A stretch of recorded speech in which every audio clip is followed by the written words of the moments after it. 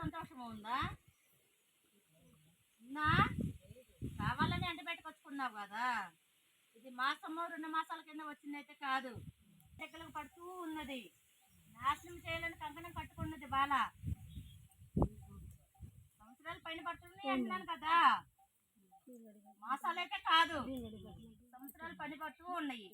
నీకొక్కదానికన్నా మూర్ఖంగా నువ్వు ఉన్నావు. బాలలకు ఎవరికి ఇస్తావు? పారాడుతూ ఉండదు కదా. ఒకటి అనుకుంటే 4 పనులు ఎదురుస్తూ ఉన్నాయి. నిలకడ లేదు, మనశ్శాంతి లేదు, ఆరోగ్యం లేదు. ఎటు చూసినా నడి సముద్రంలో ఉన్నామని ఆగ్రహిస్తున్నాను.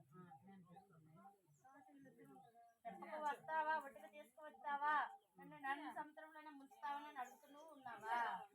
రేపటి రోజున ఏమి చేయలేదు, ఎలా చేయాలనేది వేళను కానీ వేళ బాలకి ఒక మాట తెలియపరుస్తామని నా బాల కోసం నేను వచ్చాను.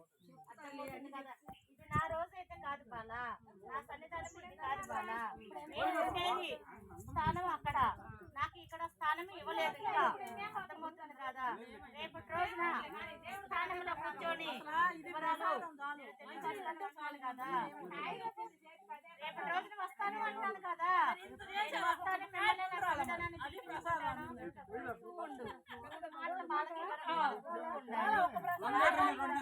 వాళ్ళని బాల పరాయించుకున్నాను, బాలం పలుకుతాను. నేను పరాయించుకోలేదు. నేను పిలిపించుకుంటేనే కదా ఏటా రాగలిగింది. ఈ సాధ్యమైందా? నీ వల్ల అయిందా? తీసుకురాను బాల వల్ల అయిందా? నేను పిలిపించుకున్నాను. ఈ రోజు వాళ్ళని ఎలాగా ఆరోగ్యం నుంచి తేడు తీసి సంతోషం అనేది ఎలా చేస్తానో చూస్తూ ఉండు. నా సన్నిధానానికి ఎలా పిలిపించుకుంటానో చూస్తూ ఉండు. ఇది నా స్థానం కాదన్నని నేను పలుకుతూ ఉన్నాను. నా స్థానము